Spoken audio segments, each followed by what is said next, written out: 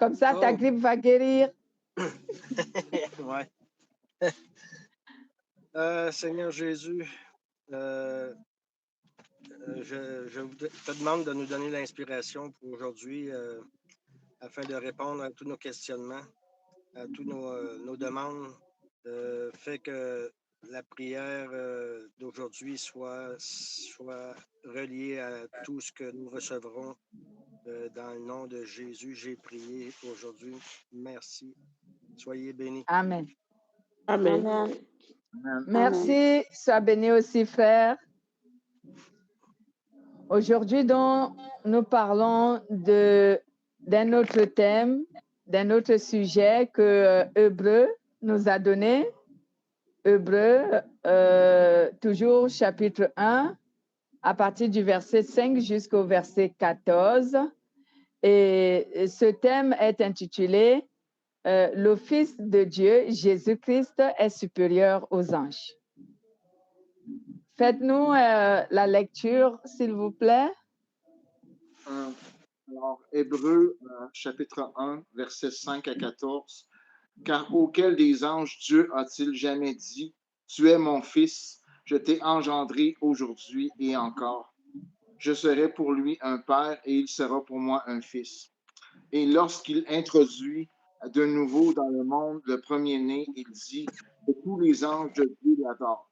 De plus, il dit des anges, celui qui fait de ses anges des vents et de ses serviteurs une flamme de feu. Mais il a dit au Fils, ton trône, ô Dieu, est éternel, le sceptre de ton règne est un sceptre d'équité. Tu as aimé la justice, tu as haï l'iniquité. C'est pourquoi, ô Dieu, ton Dieu t'a oint d'une huile de joie au-dessus de tes égaux. Et toi, et encore toi, Seigneur, tu as au commencement fondé la terre et les cieux sont l'ouvrage de tes mains. Ils périront, mais tu subsistes. Ils vieilliront tous comme un vêtement. Tu les rouleras comme un manteau et ils seront changés. Mais toi, tu restes le même et tes années ne finiront point. Et auquel des anges a-t-il jamais dit, assieds-toi à ma droite jusqu'à ce que je fasse de tes ennemis ton marchepied? Ne sont-ils pas tous des esprits au service de Dieu envoyés pour exercer un ministère en faveur de ceux qui doivent hériter du salut? Amen. Amen. Ne sont-ils pas tous des esprits au service de Dieu, envoyés pour exercer un ministère en faveur de ceux qui doivent hériter le salut? Voici donc notre message d'aujourd'hui, bien-aimés. Lorsque nous regardons à la lecture que notre frère a faite ici, nous voyons que, excusez-moi, j'ouvre ma Bible sur mon ordinateur ici. Ça me permet de mieux lire. Donc, à partir du verset 5, le Seigneur nous dit, « Auquel des anges, en effet, Dieu a-t-il jamais dit, « Tu es mon fils, c'est moi qui t'ai engendré aujourd'hui. Et encore, moi, je serai pour lui un père et lui, il sera pour moi un fils. » Donc, ici, la parole veut nous faire comprendre que Dieu n'a jamais appelé un ange mon fils. Et il n'a jamais permis à un ange de l'appeler père. Parce que les anges, selon l'hiérarchie que Dieu a établie, les anges sont les serviteurs. Donc, ils appellent Dieu mon Seigneur. Ils n'appellent pas Dieu mon Père, parce que Dieu n'est pas leur Père, il est leur Seigneur, il est leur maître. Mais le Fils, oui, lui, il peut appeler Dieu mon Père. C'est vraiment agréable. Nous pouvons également lire, je vous ai donné cette référence la dernière fois, je ne sais pas si c'était correct, Apocalypse chapitre 19 au verset 10, qui atteste que ici, les anges sont des serviteurs. Cela atteste que les anges sont des serviteurs et que puisqu'ils sont des serviteurs, ils ne peuvent pas être considérés comme des fils, parce qu'ils sont des serviteurs.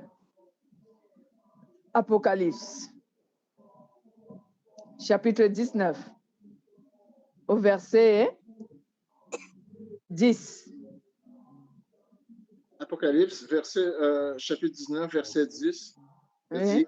dit, je tombais à ses pieds pour l'adorer, mais il me dit, garde-toi de le faire. Je suis ton compagnon de service et celui de tes frères qui ont le témoignage de Jésus. Adore Dieu, car le témoignage de Jésus est l'esprit de la prophétie. Voilà. L'ange dit à l'apôtre Jean, l'ange lui dit, ne me loue pas, ne m'adore pas. Moi, je suis ton serviteur. Je suis ton serviteur. Et le serviteur de tes frères qui doivent hériter le salut et qui témoignent la bonne nouvelle de notre Seigneur. Donc, Dieu n'a jamais donc permis à un ange de l'appeler Père, ni un ange se permettre de le faire, parce que les anges sont vraiment des serviteurs soumis, obéissants et fidèles à leur Seigneur. C'est pourquoi ici, Hébreu nous dit que Jésus-Christ est donc supérieur aux anges. Il est supérieur aux anges parce que lui, il est le Fils et que les anges, eux, ils sont les serviteurs. Lui, il est le Fils. C'est pour cela qu'il est supérieur. On l'a appris dimanche dernier, n'est-ce pas? Avant même qu'aujourd'hui, la parole nous l'atteste. On a appris ça dimanche dernier, que ce qui rend Jésus supérieur aux anges, ou ce qui fait en sorte qu'il est un nom qui soit supérieur aux anges, c'est parce que lui, il est le Fils. C'est la première raison. Parce que lui, il est le Fils et que les anges sont des serviteurs. Et la deuxième raison, c'est parce que Dieu a investi en son nom une puissance au-dessus de tout nom, afin que, au nom de Jésus-Christ, toute chose, toute création, toute créature et tout être se soumettent à Dieu au nom de Jésus. Donc, Jésus-Christ est donc le plus important de tous les êtres, que ce soit les êtres en esprit ou que ce soit les êtres humains. Jésus-Christ est le plus important, le supérieur. Voici donc pourquoi nous qui croyons en Jésus, bien-aimés, de même que tout être humain qui croit en Jésus-Christ, qui est né en Jésus-Christ par la foi, cette personne aussi est supérieure aux anges à cause de sa foi. Donc, à cause de notre foi, nous les chrétiens, nous sommes nous aussi supérieurs aux anges. À cause de notre foi. Parce que la Bible déclare que c'est en croyant à Dieu que nous devenons enfants de Dieu. En d'autres termes, c'est en recevant l'Esprit de Dieu. Parce que quand tu crois en Dieu, tu reçois l'Esprit de Dieu et tu deviens enfant de Dieu. Donc, par notre foi en Jésus-Christ, nous sommes enfants de Dieu et à cause de cette foi, nous sommes supérieurs aux anges. Nous, on peut appeler Dieu Père parce que nous sommes enfants. Alors que les anges ne peuvent pas appeler Dieu Père parce qu'ils ne sont pas ses enfants, ils sont ses serviteurs. N'est-ce pas une priorité que Dieu nous donne? N'est-ce pas un avantage? N'est-ce pas une manifestation de l'amour de Dieu? Bien-aimés, rien que cela devrait nous pousser vraiment à aimer Dieu, à s'attacher à lui. Rien que cela. Tu es supérieur à un ange, alors que les anges sont saints. Mais nous, quelquefois, on désobéit. Oui, c'est vrai. Les anges, eux, ils sont saints. L'ange qui a essayé de désobéir à Dieu, on l'a chassé du royaume des cieux. Tu vois, un serviteur n'a pas le privilège auprès de son Seigneur, comme un enfant aurait le privilège auprès de son Père. Amen. Nous, les humains, on a péché contre Dieu, non? Mais pourquoi Dieu, lui, il nous a accordé la grâce? Pourquoi il n'a pas accordé aux anges? Les anges déchus, eux aussi, ils ont péché. Mais Dieu ne leur a pas accordé la grâce. Alors que nous, on a péché, mais Dieu nous a accordé la grâce. En fait, parce qu'on a toujours été enfants de Dieu. Comme j'ai dit la dernière fois, Dieu nous a créés à son image et à sa ressemblance. Mais voilà, nous sommes donc les enfants de Dieu. Après avoir péché, oui, on a perdu cette relation avec le Seigneur. Mais nous la retrouvons aujourd'hui en Jésus-Christ et par la foi. Donc, lorsque nous croyons, nous retrouvons cette identité. Lorsque nous croyons en Jésus, nous retrouvons cette position auprès de notre Dieu, auprès de notre Père, ce privilège, alors que les anges n'ont pas eu ce privilège. Une fois les anges déchus ont péché, ils ont été chassés du royaume des cieux et pas de grâce pour eux. Bien-aimés, je ne sais pas si vous me comprenez. Lorsque je réalise souvent ces choses, je pleure devant le Seigneur par reconnaissance. Parce que supposons qu'il m'aurait créé ange, je n'aurais pas de grâce. Mais il m'a créé humain. Donc, moi, j'ai la grâce. Elle est disponible pour moi pour que je gagne le privilège de Dieu. Regardez ce que nous, les humains, on fait aujourd'hui à Dieu. Les humains sont rebelles à Dieu. Les humains font tout ce qu'il y a contre Dieu. Mais Dieu est toujours patient envers les humains. Dieu est toujours tolérant envers les humains. Il ne fait que patienter, il ne fait que pardonner. Alors que une seule fois, les anges ont péché contre Dieu, une seule fois qu'ils ont péché contre Dieu, Dieu les a reniés. Il les a chassés. Et souvent, revenons à notre vie normale. Souvent, nous sommes comme ça. C'est pour démontrer l'amour que Dieu assure, manifeste et ressent pour l'être humain par rapport aux anges. Voyons un peu. Lorsque tu as tes enfants te désobéissent. Mais toujours est-il que tu continues à les considérer comme tes enfants, tu les pardonnes. Alors que quand un serviteur t'offense, tu le renvoies. Eh oui, tu le remercies. Tu le renvoies. Pourquoi? Parce que le serviteur n'a pas le privilège dans ton cœur comme tes enfants l'ont.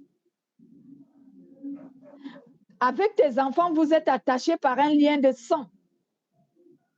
Mais avec ton serviteur, qu'est-ce qui vous attache? Vous me poserez la question, mais qu'est-ce qui nous attache à Dieu? Et qu'est-ce qui n'attache pas les anges à Dieu? Ouais, je pouvais m'attendre à cette question. Ce qui nous attache à Dieu, je vous l'ai dit la dernière fois, c'est le souffle de vie qu'il nous a prêté. Il nous a prêté un souffle de vie qui est l'expression de Dieu lui-même, permettant à l'être humain d'être vivant.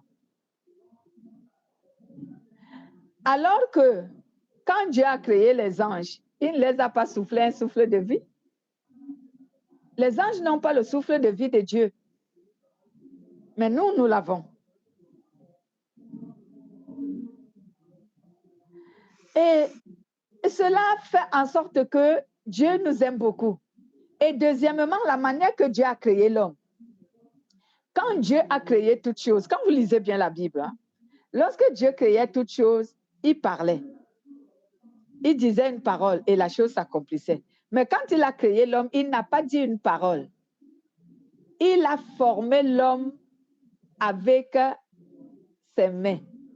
La Bible déclare que l'homme est l'œuvre des mains de Dieu. Donc, il a formé l'homme comme un potier, un artisan forme son art. ou son œuvre. Il nous a façonnés.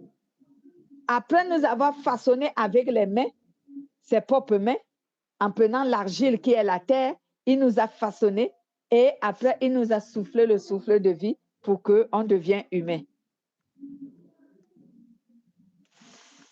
Alors que ce n'était pas de la même manière qu'il a créé les anges. Dieu n'a pas façonné les anges. Il a dit qu'ils soient et ils ont apparu. De la même manière qu'il a créé toute l'autre création. Dieu ordonnait et ça s'accomplissait. Il disait que la terre sortait des eaux, la terre sortait des eaux, que les arbres poussent, sortant de la terre, les arbres poussaient, que le vent souffle et le vent soufflait, qu'il y ait telle chose et elle se positionnait. C'est comme ça que Dieu a créé les anges. Alors que nous, il nous a façonnés. Mais Quand on façonne, les pardon? anges sont esprits, sont Oui. pas charnels. Non, ils ne sont pas charnels. Les anges sont les esprits. Oui. Mais quand certains hommes ont vu des anges, est-ce qu'ils les ont vus charnels ou ils les ont vus comme ça ou ils les ont entendus simplement? Il y a certaines personnes qui ont vu les anges de manière charnelle parce qu'ils ont emprunté les corps.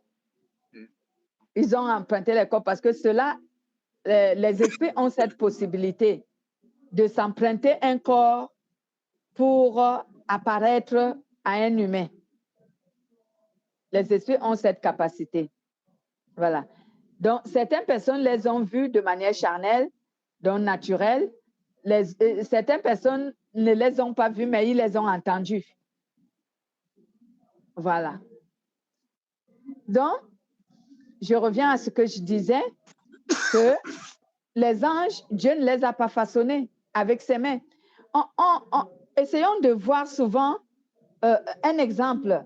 Lorsque tu façonnes un ouvrage, tu prends le temps parce que tu veux qu'elle soit belle, tu veux qu'elle soit appréciée, tu veux qu'elle soit valorisée. Donc, tu prends souvent le temps de le faire et tu le fais avec beaucoup d'amour. C'est comme ça que Dieu nous a créés, avec beaucoup d'amour. Alors que quand il disait que telle chose soit, la chose apparaissait. Dieu ne s'y attache pas beaucoup parce que ce n'est pas vraiment par amour. Quand vous lisez la parole de Dieu, il n'est pas dit que c'est par amour que Dieu a créé l'univers. Non, mais il est dit que c'est par amour que Dieu a créé l'homme. Donc, nous sommes tellement privilégiés qu'on doit vraiment tous les jours être reconnaissants envers Dieu. Tellement privilégiés. Franchement, lorsque tu es privilégié dans le cœur d'une personne, quelquefois, même si cette personne est rigoureuse envers toi, il faut toujours demeurer dans la position de reconnaissance. Voici donc comment nous pouvons comprendre pourquoi les anges ne peuvent pas désobéir à Dieu. Du moins, ceux qui sont restés fidèles. Parce qu'ils savent que s'ils font une erreur de désobéir à Dieu, eux, ils n'auront pas la grâce parce qu'ils n'ont pas ce privilège devant Dieu comme nous, les humains, nous l'avons. Mais est-ce que c'est pour cela que les humains doivent s'encourager à rester aux désobéissants à Dieu? Non, pas du tout. Même si Dieu nous aime, faisons quand même des efforts de reconnaître son amour et d'être reconnaissants. Lisons un peu Colossiens chapitre 1, versets 15 à 17. Colossiens.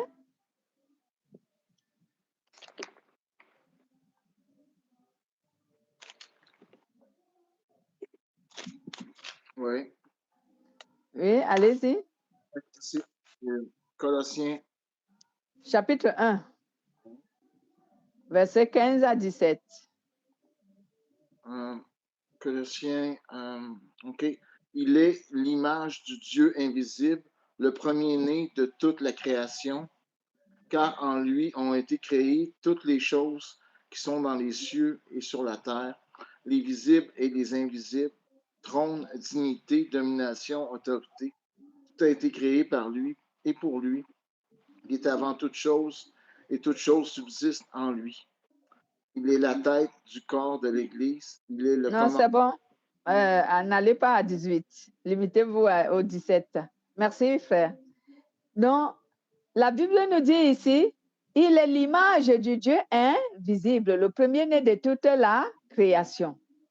Car en lui, tout a été créé dans les cieux, sur la terre, en ce qui est visible et invisible, trône, souveraineté, principauté, pouvoir, tout a été créé par lui et pour lui. Il est avant toute chose et toute chose subsiste par lui. Amen. Donc, une fois de plus ici, la parole de Dieu nous atteste ici que Jésus-Christ est Dieu. Et nous l'avons vu sur Proverbe. Donc, il nous atteste encore ici que Jésus-Christ est Dieu. Nous l'avons vu, je disais, sur Hébreu, et même les livres de Proverbes aussi le confessent, mais je n'irai pas sur Proverbes. Sur notre texte d'Hébreu, nous avons vu Dieu l'appelant « Oh Dieu, ton Dieu t'a oint ». Hein? Vous comprenez ça? « Oh Dieu, ton Dieu t'a oint » d'une onction supérieure à ceux de tes semblables. Donc, une fois de plus, la parole de Dieu nous atteste ici que Jésus-Christ est Dieu. Donc, et en tant que fils, en tant que parole, en tant que sauveur, il est Dieu. Et c'est pour cela que Dieu a ordonné à ce que toute la création entière doive l'adorer. Toute la création. Donc, Dieu a donné donc à un ordre aux anges pour que les anges puissent l'adorer. Oui.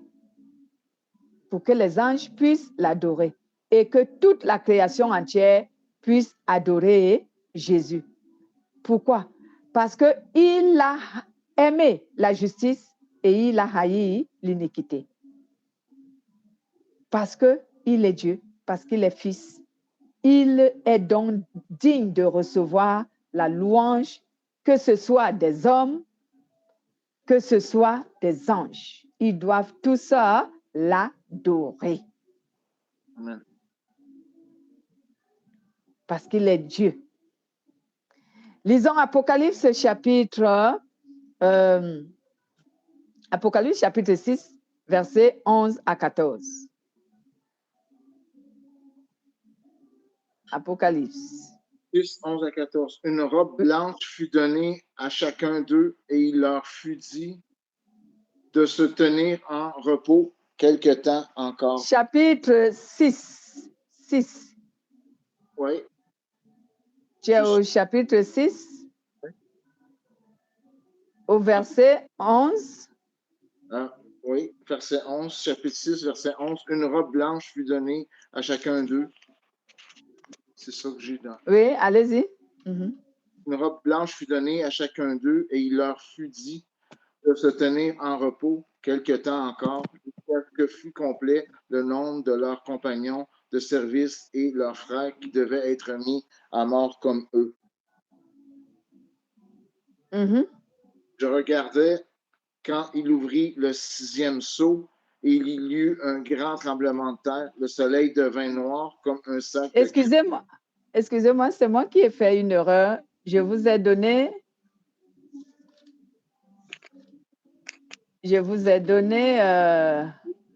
lisez le 5. Okay. 5, oui. 5 à partir du verset 11 jusqu'au verset 14. Excusez-moi, c'est moi qui ai fait l'erreur. OK. 5. Alors, 11 à 14. Je regardais et j'entendis la voix de beaucoup d'anges autour du trône et des êtres vivants et des vieillards, et leur nombre était des myriades de myriades et des milliers de milliers, Il disait d'une voix forte, l'agneau qui a été immolé est digne de recevoir la puissance, la richesse, la sagesse, la force, l'honneur, la gloire et la louange. Mhm. Toutes les créatures qui sont dans le ciel, sur la terre, sur la mer, et tout ce qui s'y trouve, je les entendis qui disaient à celui qui est assis sur le trône et à l'agneau, soit la louange, l'honneur, la gloire, la force, au siècle des siècles. Et les 4 êtres vivants disaient Amen. Et les vieillards se prosternèrent et adorèrent. Amen. Amen. Oh, écoutez donc cette lecture. Et je regardais et j'ai entendu la voix de beaucoup d'anges autour du trône, des êtres vivants et des anciens. Et leur nombre était des myriades, des milliers et des milliers. Ils disaient d'une voix forte, l'agneau a été immolé. Il est digne de recevoir puissance, richesse, sagesse, force, honneur, gloire et louange. Donc, les anges étaient réunis autour de l'agneau. L'agneau, c'est Jésus. Voilà encore un nom qui est un nom de Dieu. L'agneau, c'est Jésus. Donc, tous étaient autour de lui pour l'adorer parce que Dieu a ordonné à ce que toute création adore Dieu, adore Jésus. Alors, tous l'adoraient ici, que ce soit les anges, que ce soit les autorités, que ce soit les pouvoirs, que ce soit les humains. Tous l'adoraient, les 24 vieillards, les 4 êtres vivants, tous l'adoraient. Et comme je parlais dimanche dernier, en parlant de ceux qui vivent au ciel avec Dieu et ceux qui n'y sont pas. Je disais les humains, ils ne sont pas au ciel. Tous ceux qui ont été sauvés ne sont pas là-bas. Mais ici, on parle des 4 êtres vivants et des 24 anciens. D'autres versions, on les appelle des vieillards. Ce sont eux qui vivent au ciel. Et vous me poserez la question, d'où viennent-ils? Ce sont des esprits. Ce n'est pas parce qu'on les appelle les 24 anciens que vous croyez qu'ils sont humains. Ce sont des esprits. Les 4 êtres vivants et les 24 vieillards, ou alors les 24 anciens. Ce sont des esprits. Ce ne sont pas les humains morts qui sont allés occuper les 24 places des anciens. Non, non, non, non. Ce sont des esprits. Voilà. Donc, tous se sont prosternés pour adorer Dieu. C'est pourquoi je reviens sur la parole où j'enseigne souvent, je dis, lorsque Jésus était ici évangélisant, il disait aux gens, tout pouvoir m'a été donné. Tout pouvoir m'a été donné. Et pourtant, avant même que Jésus ne soit crucifié sur la croix, il disait cette parole. Il disait, tout pouvoir m'a été donné sur la terre comme dans les cieux, sur la mer. Tout pouvoir m'a été donné. Alors qu'à ce même moment, Jésus n'était pas encore crucifié. Jésus n'était pas encore ressuscité. Jésus n'était pas encore monté au ciel, mais il le confessait. La preuve, c'est quand dans la barque, quand il a parlé à la mer, puis ça s'est calmé. Tu sais, quand Jésus a parlé, non, quand Jésus a parlé à la mer, c'était juste l'un des miracles comme tous les autres. Parce qu'en lui, il y a ce pouvoir de Dieu en lui. Donc, tout ce qu'il pouvait dire s'accomplissait. Ben, il y a toute autorité, dans le fond. Oui, tout lui est soumis. Tout lui est soumis. Donc, ça peut être l'un des exemples qui montre que tout est soumis à Dieu. Parce qu'il a ordonné même à la mer de se taire. Et la mer se tue. Donc, ouais, tout lui est soumis, oui. Parce que les apôtres, ils ont même dit, c'est qui? Il a même ordonné à la mer de se calmer, ils ont été impressionnés, là, dans le fond. Oui, parce que... C'était un miracle, c'était un témoignage. Tout à fait. Parce que, tu sais, nous les humains, malgré tout ce que Dieu peut faire autour de nous, quelquefois, on doute même souvent de lui aussi. Les apôtres, ils étaient avec Jésus, ils marchaient avec lui, il a fait marcher les boiteux, il a ressuscité les morts, il a guéri les malades, il a chassé les démons. Mais toujours est-il qu'il le prenait comme un humain ordinaire. C'est pourquoi quand il ordonne aussi aux eaux de se calmer, ils sont étonnés et ils disent, mais ça c'est qui c'est, à qui même les eaux, même la tempête obéit. Parce que jusque-là, ils ne réalisaient pas qu'ils étaient avec Dieu. Jusque-là. Donc, Philippe n'était pas le seul à ne pas comprendre que Jésus était Dieu. Il n'était pas le seul. Les apôtres, la plupart l'étaient aussi. C'est juste que Philippe avait la parole facile. C'est pourquoi lui, il s'est exprimé. Voilà. Donc, revenons à notre texte, à notre contexte. Ici, la parole nous montre que ce que Dieu a ordonné s'accomplisse, ou ce que Dieu ordonne s'accomplit. Dieu a recommandé à ce que tout soit soumis à Jésus en tant que son fils. Bien qu'il est Dieu, mais même en tant que son fils, tout doit lui être soumis. Donc, voici donc pourquoi on voit ici que lorsqu'il est présenté devant le trône de Dieu en tant que l'agneau immolé qui sauve les hommes, à partir même de ce moment, les milliers et les miracles des anges sont en train de l'adorer et tous les êtres qui sont au ciel sont en train de l'adorer. Donc aujourd'hui, si un être humain n'adore pas Dieu, n'adore pas Jésus, parce que pour lui, c'est un simple prophète, parce que pour lui, c'est un être ordinaire, vraiment, il est dans l'erreur. Il est dans l'erreur. Donc, nous voyons donc une fois de plus ici, Jésus est reconnu Dieu ici. Il est reconnu Dieu. En tant que parole, il est Dieu. C'est pourquoi il est digne d'être adoré, il est digne d'être loué, il est digne d'être célébré. Parce qu'il y a d'autres religions qui nous accusent, nous, les chrétiens, dans le christianisme. Oh, pourquoi vous adorez Jésus? Jésus n'était qu'un simple prophète. Hein, vous ne pouvez pas l'adorer. Adorez Dieu. Vous-même, vous n'avez jamais vu Dieu. La Bible même le déclare dans le livre de Jean, je crois au chapitre 1, verset 17 ou verset 18, quelque chose comme ça. La Bible dit que personne n'a jamais vu Dieu, sauf Dieu, le Fils unique. Donc, cela veut dire quoi? Cela veut dire que c'est lui-même Dieu qui a vu Dieu. Bien aimé, vous pouvez aller voir Jean chapitre 1. Pour que je sois sûre que je ne me suis pas trompée de verset, c'est soit le verset 18 ou le verset 17. La Bible dit, je suis à la page, personne n'a jamais vu Dieu. Dieu, le Fils unique qui est dans le sein du Père, l'a fait connaître. Donc, personne.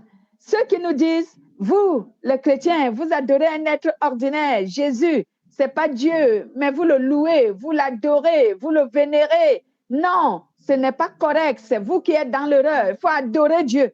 Nous, au moins, on a vu Jésus. Vous n'avez jamais vu Dieu.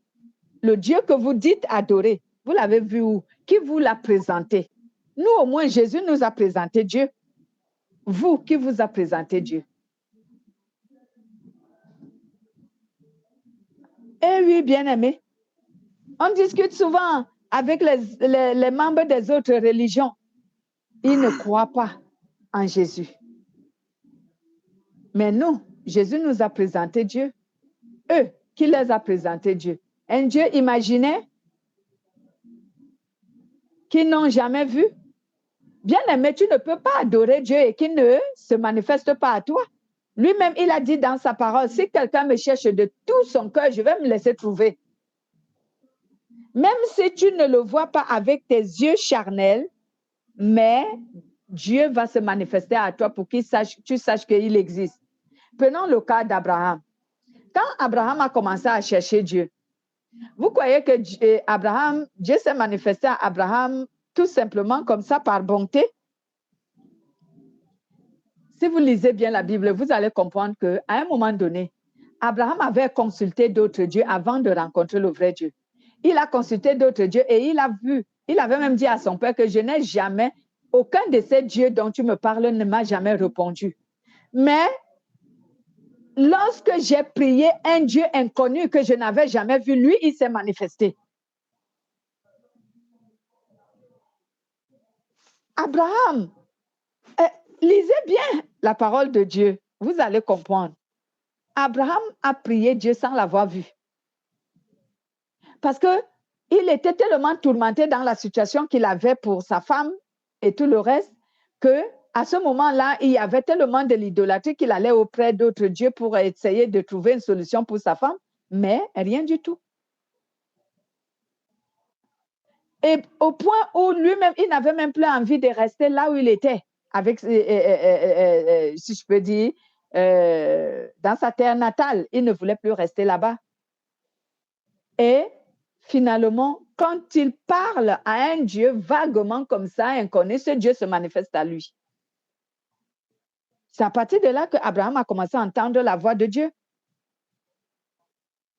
Donc, le Dieu véritable, ce Dieu d'Abraham, d'Isaac et de Jacob, si tu le cherches de tout ton cœur, il va se manifester à toi. Il est bien vrai, tu ne le verras pas de manière charnelle, mais il va se manifester à toi pour te faire comprendre et te faire connaître qu'il existe réellement. Il existe réellement, ce Dieu.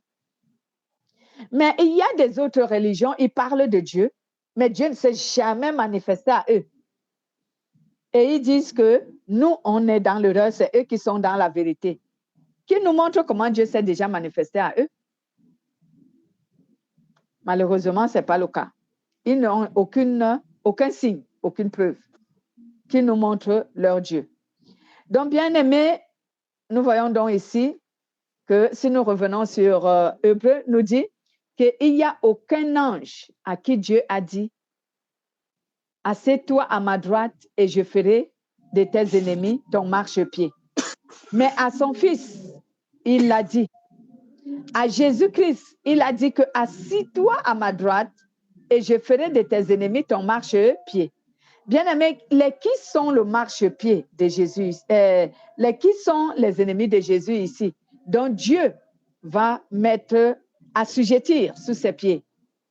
Ce sont tous les incrédules. Les ennemis de Jésus, ce ne sont pas les démons, hein? Non, pourquoi? Je vous dirai pourquoi les démons ne sont pas les ennemis de Dieu.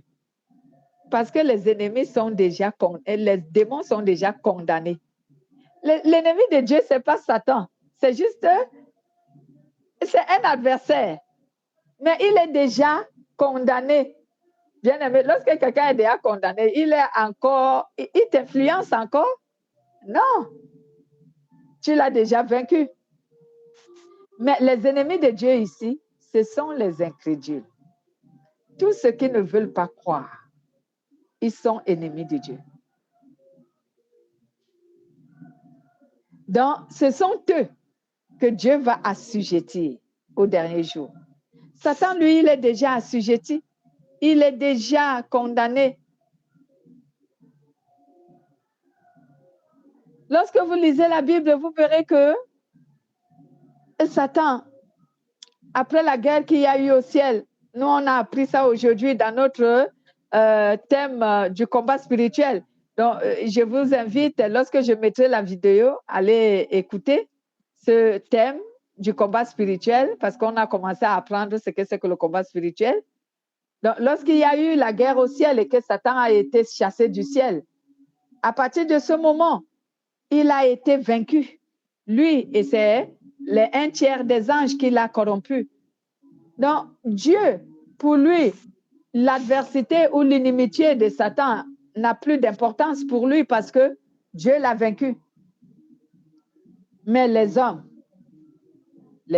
qui sont incrédules sur la terre et qui ne veulent pas croire en Dieu, ce sont eux les ennemis de Dieu. Ce sont eux que Dieu va assujettir. Parce que même si la Bible appelle souvent Lucifer ou Satan, je veux dire, l'adversaire et ennemi de Dieu, les gens se disent vraiment que c'est lui que Dieu considère d'ennemi. Mais non, l'ennemi de Dieu, c'est celui qui refuse Dieu. Et les incrédules, ce sont eux qui refusent Dieu. Les athées, ce sont eux qui refusent Dieu. Quand tu es athée, tu es incrédule. Nous, le Saint-Esprit nous a amenés à apprendre quelles sont les différentes façons d'être incrédule ou quelles sont les différentes personnes qui sont incrédules. Il y a des athées. Les athées sont ceux qui ne croient pas que Dieu existe. Ce sont des incrédules. Il y a également une autre classe des incrédules. Eux, ils croient que Dieu existe, mais ils ne veulent pas se convertir en ce Dieu. Ils sont des incrédules.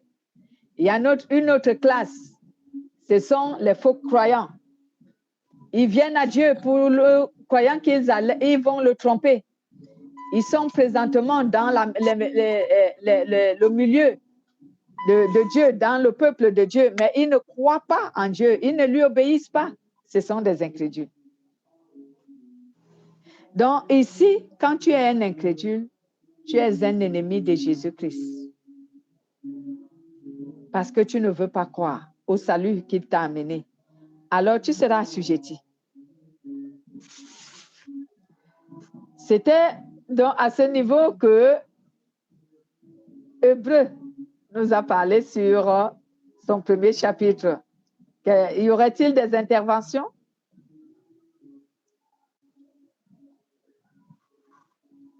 Dans le fond, les incrédules sont ennemis de Dieu jusqu'à temps qu'ils soient convertis. S'ils ne sont, sont pas convertis, ben, c'est là qu'ils sont ennemis de Dieu. Tout à fait. Tu es ennemi de Dieu toutefois que tu n'es pas converti. Mais si tu te convertis, alors tu sors de cette classe de personnes. Tu deviens maintenant, puisque lorsque tu es converti, tu n'es plus un non-croyant, tu es maintenant un enfant de Dieu. Okay. Mais toutefois que tu restes incrédule, tu es ennemi de Dieu.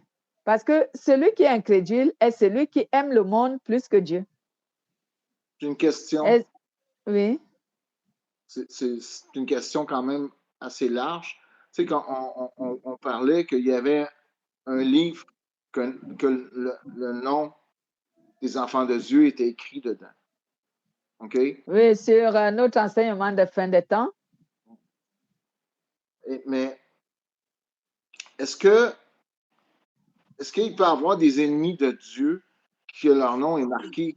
Parce que Dieu, il est omnipotent, il est omniscient, puis dans le fond, il sait qu'il va se convertir un jour. Est-ce que c'est comme ça qu'on doit comprendre les choses ou il va être écrit seulement quand il va croire? Je vais revenir sur ces histoires de livres pour que vous compreniez encore mieux. Au ciel, il y a des livres. Il y a d'abord le livre de mort. Il y a le livre de vie. Et il y a des livres. Maintenant, je vais vous expliquer chaque étape de ces livres ou chaque importance de ces livres. Donc, le premier livre dont j'ai dit, le livre de mort. Le livre de mort détient les noms de chaque être humain qui vient au monde. Chaque être humain qui vient au monde, son nom est écrit dans le livre de mort. Pourquoi? Parce que tous les êtres humains sont des mortels. C'est pourquoi tout nom d'un être humain vient qui vient au monde est écrit dans le livre de mort. Maintenant, il y a le livre de vie. Le livre de vie, ce sont les noms de ceux qui se sont convertis en Jésus-Christ qui se trouvent dans ce livre. Donc, il y a une transaction qui se fait de telle sorte que lorsque tu te convertis en tant que croyant, ton nom est rayé du livre de mort et ton nom est inscrit sur le livre de vie. C'est ce que la parole dit. Bon, je n'étais pas au ciel, en tout cas, je vous interprète la parole. Donc, ton nom est écrit, de toute façon, ton nom, quand tu te convertis, ton nom est écrit dans le livre de vie. Ça, c'est formel, c'est la vérité. Et quand tu es un être humain qui est venu au monde, ton nom est écrit aussi dans le livre de mort. Ça, c'est la vérité. C'est logique. Mais ce qu'on appelle maintenant les livres, parce qu'il y a aussi les livres. On dirait qu'il y a un problème de connexion. Non, ça va. Ça, OK. Tout est bon. OK. Donc, on parle aussi maintenant des livres. Des livres dont on parle, on fait allusion aux livres individuels de chaque converti en Jésus-Christ. Ceux qui ne se sont pas convertis en Jésus-Christ n'ont pas de livre individuel.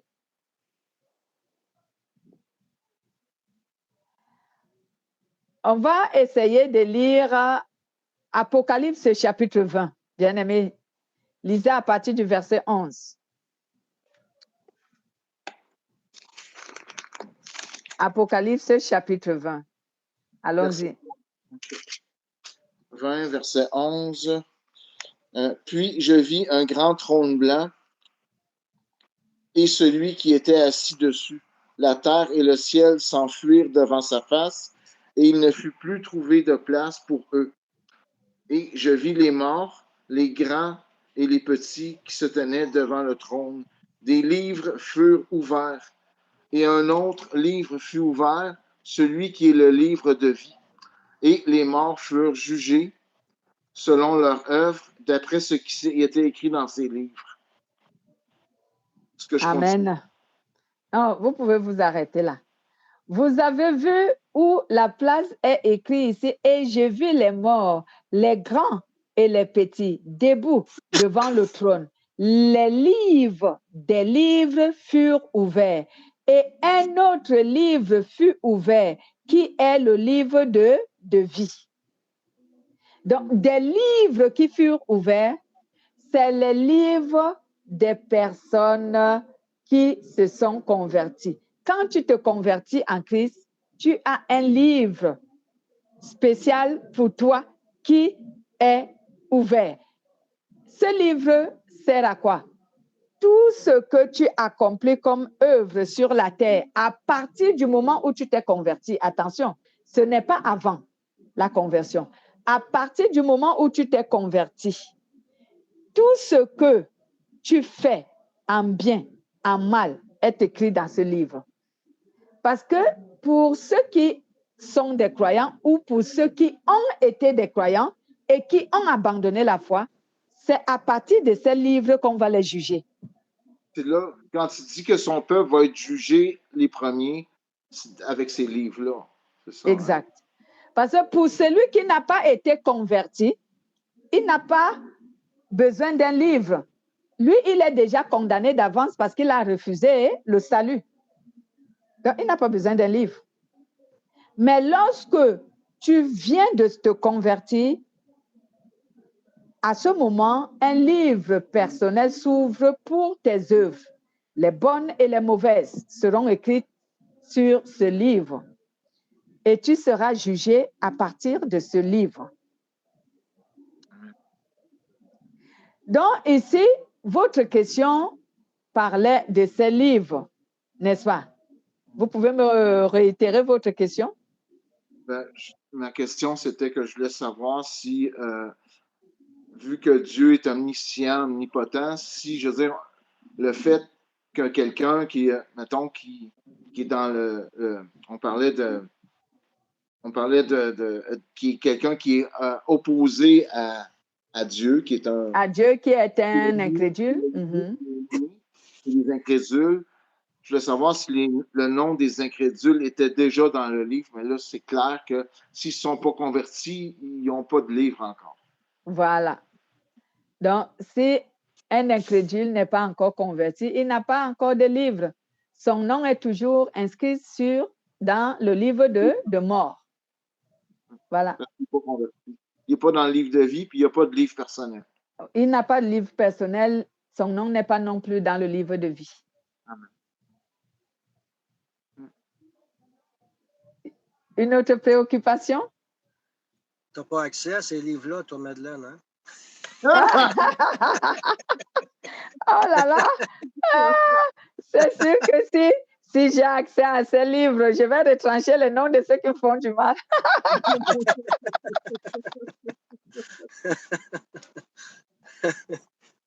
Donc, malheureusement, le Seigneur ne m'a pas donné accès à ce livre. Oh non, je plaisante. Je plaisante. Vous-même, vous savez que si un être humain avait accès à ce livre, oh non, mais tu écris le nom de tous les membres de ta famille dedans, sans regarder. Tu vas écrire le nom de tes amis, le nom de tes connaissances et tout. Tu dis, ah Seigneur, non, il faut qu'il soit sauvé. C'est bon, le Seigneur connaît nos cœurs. Il ne peut pas permettre ce genre de choses-là.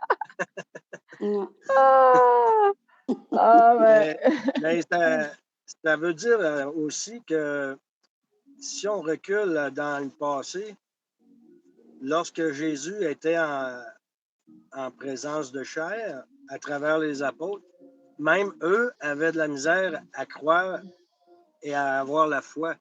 Nous autres, on ne l'a pas avec nous. Puis, pour réussir, pour avancer, il faut avoir la même foi qu'au moins eux autres avaient à l'époque. C'est assez compliqué, ça.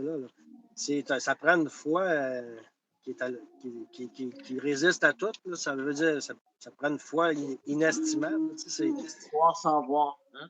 C'est ça. Ouais, oui, la foi des apôtres a grandi et mûri lorsqu'ils ont reçu l'Esprit lors de la Pentecôte. Parce que si tu n'as pas l'Esprit Saint, ta foi, elle est morte, elle est éphémère. Ça. Voilà. Donc, même en ce moment, on voit bien que les apôtres, eux aussi, ils avaient des difficultés à croire. Malgré qu'ils marchaient avec Jésus, ils voyaient ce qu'il faisait. Mais ils avaient des difficultés à croire parce que l'aide spirituelle n'était pas avec eux. Et l'aide spirituelle, c'est l'Esprit Saint. C'est ça. Oui. C'est là que Jésus a dit, vous croyez parce que vous m'avez vu. Moi, je vous dis, heureux qui croiront sans m'avoir vu. Amen. Voilà. Exactement. Parce que Thomas ne croyait pas. Il ne croyait pas que Jésus est ressuscité. Il a dit, si je n'ai pas encore vu avec mes mains ses poignets, les pointes et tout, je ne croirais pas. Et quand Jésus leur a apparu, Jésus lui a dit, Thomas, viens, touche-moi. Un esprit n'a ni chair ni os. Je suis là en chair et en os, c'est moi. Mais heureux ceux qui croiront sans m'avoir vu. Et nous ne pouvons pas croire sans avoir une véritable foi sans l'Esprit Saint. C'est ça. C'est pour cela que les apôtres aussi, à ce moment-là, ils avaient de la peine à croire parce qu'ils n'étaient pas remplis d'Esprit Saint. Voilà. C'est ça. Une autre question. Jésus a dit aussi, il faut que je parte pour que je vous envoie mon Esprit Saint. Ou là, peut-être que je ne dis pas comme Oh là là! Amen. Mais les apôtres ne voulaient pas qu'ils partent, mais il faut que je parte. Je vais m'en aller, je vais vous envoyer mon Esprit Saint. On a fait de même, hein, Madeleine? Oui, c'est exact. C'est exact. On trouve cela dans toujours le livre de Jean. Il y a dans Jean chapitre 16 où Jésus leur dit, il est préférable que je parte parce que si je ne pars pas, l'Esprit Saint ne viendra pas vers vous. Et il y a également Jean chapitre 14 au verset 16 à 18 qui le dit, si je pars, je vais vous envoyer l'Esprit. Voilà. Oui, à la Pentecôte, ça descend. Ouais. Jean chapitre 16, vous trouverez cela au verset 7 à 8. Ouais. Quelle était la question du Père? Un autre consolateur. Dans le fond, il nomme un autre consolateur. Dans le fond, l'Esprit Saint.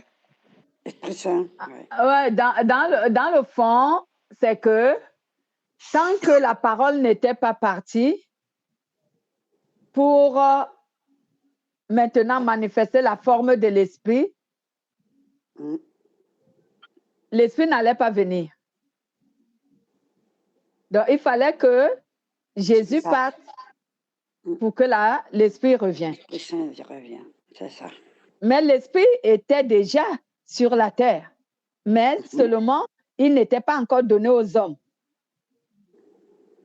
Regardez, Pierre, s'il te plaît, n'oublie pas ta question, excusez-nous.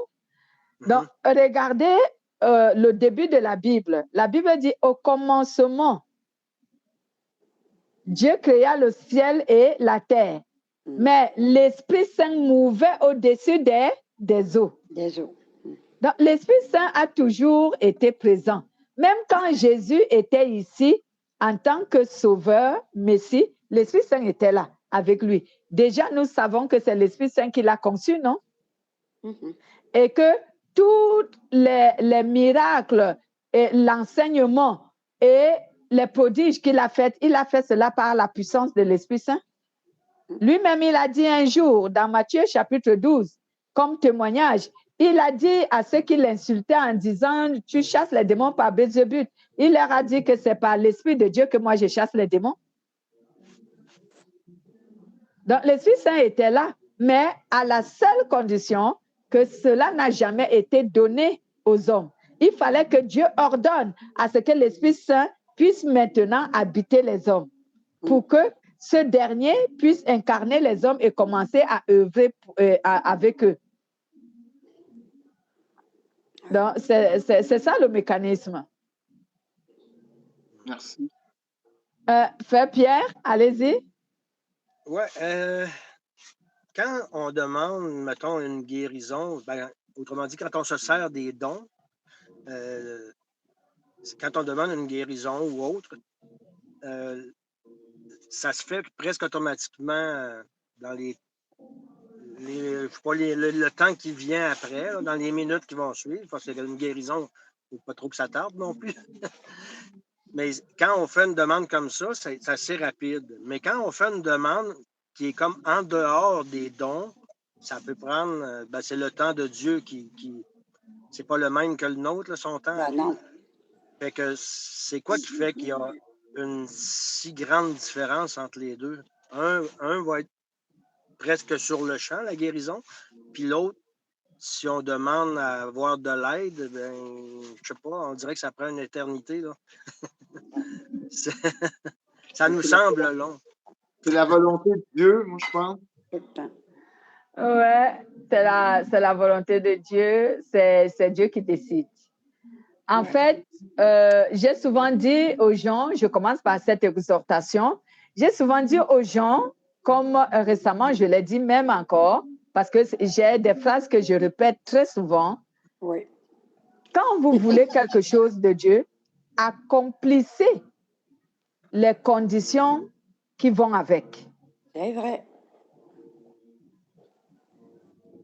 Si vous voulez que Dieu agisse vraiment de manière soit instantanée, accomplissez les conditions qui vont avec. Oui. Ça, c'est sûr et certain. Voilà. Donc, je vais m'expliquer. il est bien vrai que Dieu n'a pas de conseiller. C'est ce que la Bible dit.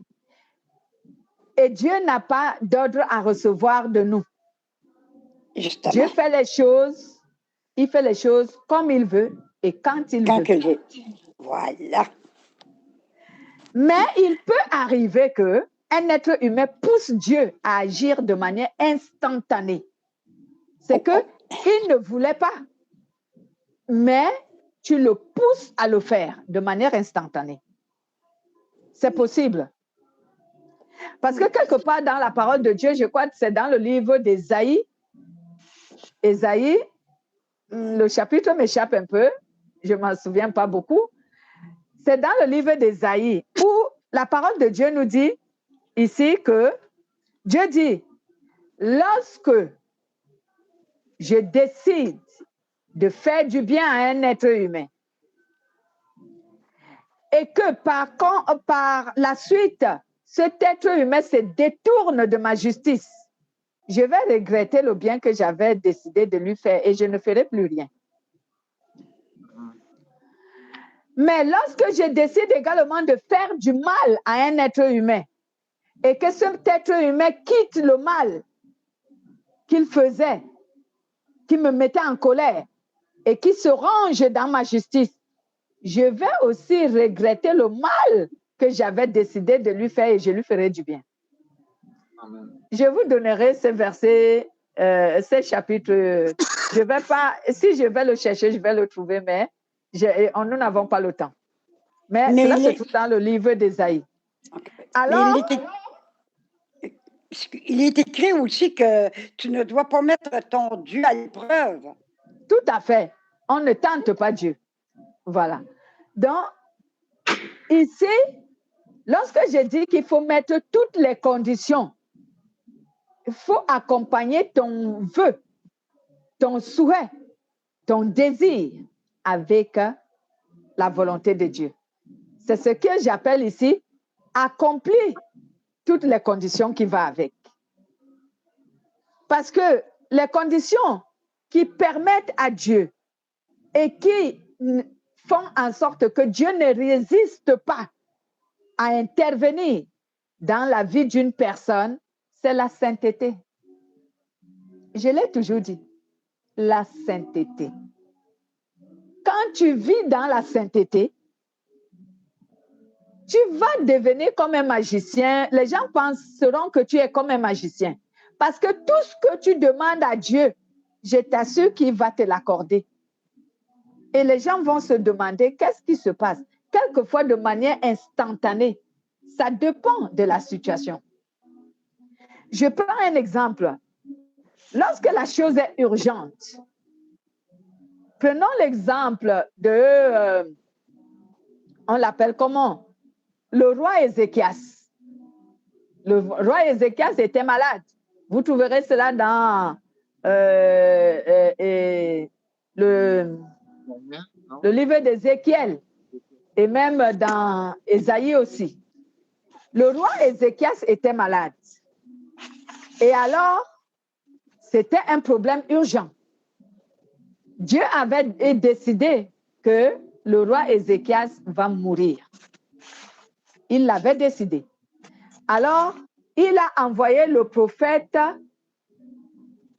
à Ésaïe d'aller le voir et lui dire que, roi, tu ne vas pas te lever de cette maladie, tu vas mourir.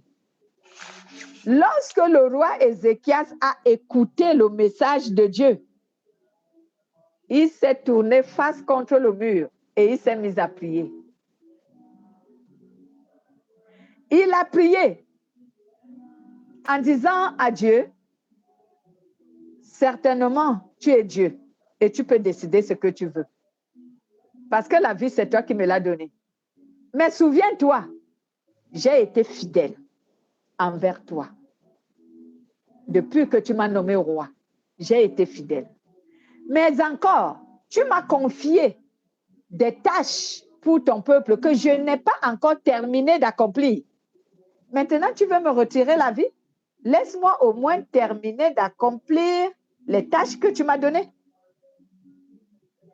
La Bible déclare que rien que cette prière, avant que le prophète Ésaïe ne sorte de la cour royale, Dieu lui a parlé de nouveau. Il a dit, retourne voir Ézéchiel et dis-lui que j'accepte sa prière et je lui accorde 15 années de vie de plus.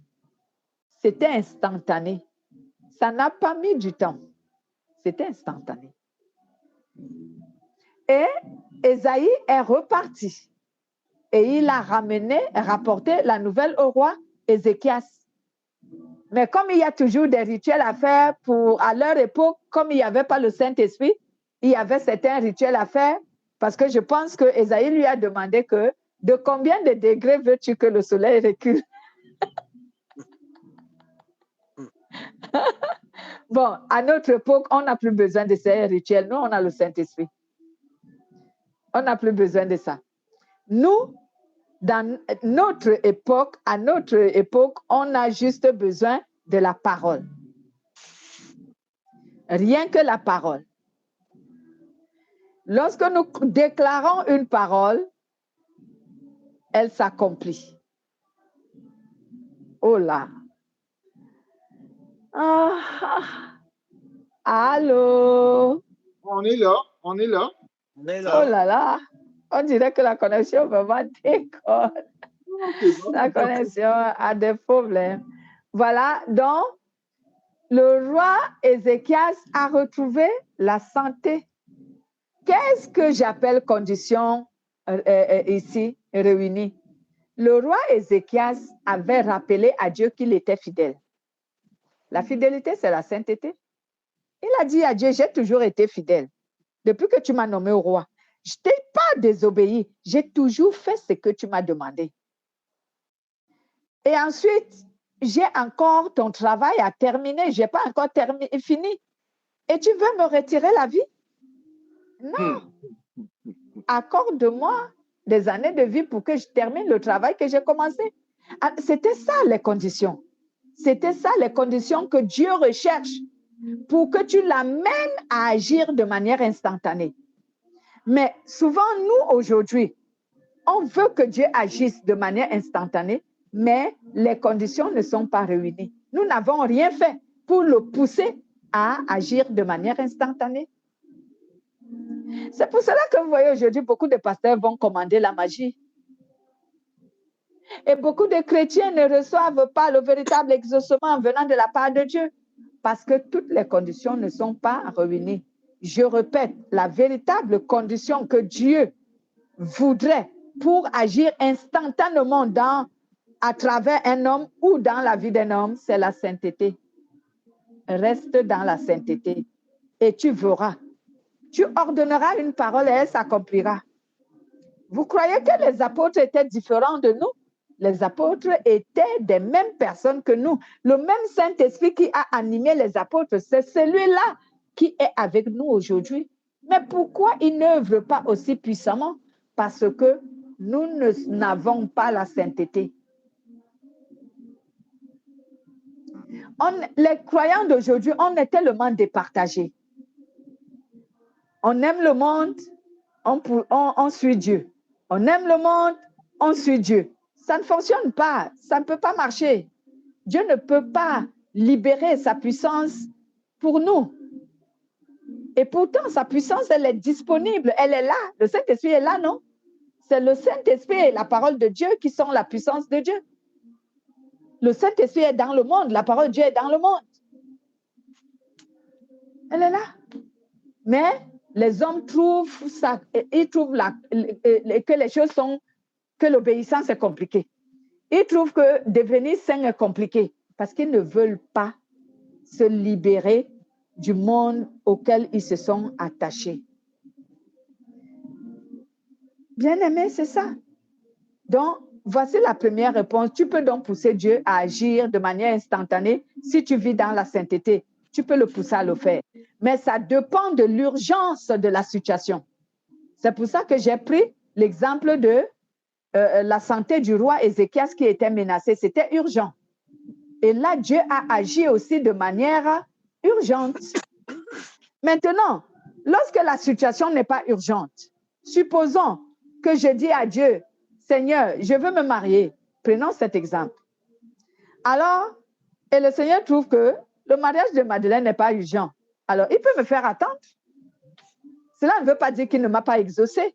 Il m'a exaucé, mais pour lui, ce n'est pas urgent. C'est comme ça que Dieu fonctionne. Donc, il peut me faire attendre. Voilà. Donc, il y a des situations urgentes dont Dieu doit agir instantanément. Et si tu as la sainteté, Dieu peut t'utiliser pour permettre à ce que cette situation soit résolue instantanément. Mais des situations qui ne sont pas urgentes, Dieu peut te faire attendre. Il va te dire, j'ai compris ce que tu as dit, je te l'accorde, mais je le ferai quand je voudrais. Je ne sais pas si j'ai répondu à ces questions. Donc, il ne s'agit pas forcément de Satan. Non. Et je vais même te rappeler que Satan agit très instantanément. Pourquoi? Parce qu'il veut séduire, il veut aveugler. Satan agit très rapidement. Lorsque c'est la puissance de Satan qui agit, aussitôt tu demandes, aussitôt il donne. Satan ne retarde pas à donner. Pourquoi? Parce qu'il veut t'emprisonner. Parce que quand il te donne, il t'emprisonne. C'est pourquoi lui, il donne rapidement. Rapidement, il donne. Il n'attend pas. Il donne rapidement. Et dès que tu reçois, tu es déjà emprisonné. Maintenant, l'envie de toujours recevoir de manière instantanée va naître en toi. Et c'est comme ça qu'il va continuer à t'embrigader, à t'emprisonner. Et tu ne te rendras pas compte que tout ce que tu reçois, toute l'aide que tu reçois vient de lui. Tu ne chercheras même pas Dieu parce que les choses te seront tellement faciles que tu n'auras même pas besoin de chercher vraiment la volonté de Dieu. Voilà. Donc, c'est comme ça. Est-ce que j'ai pu répondre à votre question?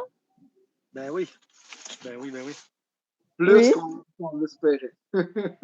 Amen. Voilà, s'il n'y a plus d'autres préoccupations, nous pouvons remercier Dieu qui nous a encore réunis aujourd'hui et qui nous a fait la grâce de parler de lui-même en tant que Fils et en tant que Dieu, et qui nous a fait connaître le ministère des anges et nous a donné les instructions comment nous devons savoir gérer cette situation. Alors, qui va remercier le Seigneur? Un volontaire, quoi, vous voulez être désigné? Allez-y. Merci Seigneur pour cet enseignement aujourd'hui qui a été quand même très vaste, qui a pu nous éclairer sur des points qui étaient au-delà de ce qu'on a lu, mais qui avaient du rapport. Seigneur, merci pour tes je te prie aussi pour tous ceux qui sont dans l'attente, Seigneur. Puis je te demande, Seigneur, de nous guider dans la voie de la sainteté pour qu'on en fasse une priorité, pour qu'on soit obéissant et qu'on puisse développer des bonnes habitudes. Je prie en ton nom puissant, Seigneur Jésus. Amen. Amen. Soyez bénis. Bonne soirée à vous.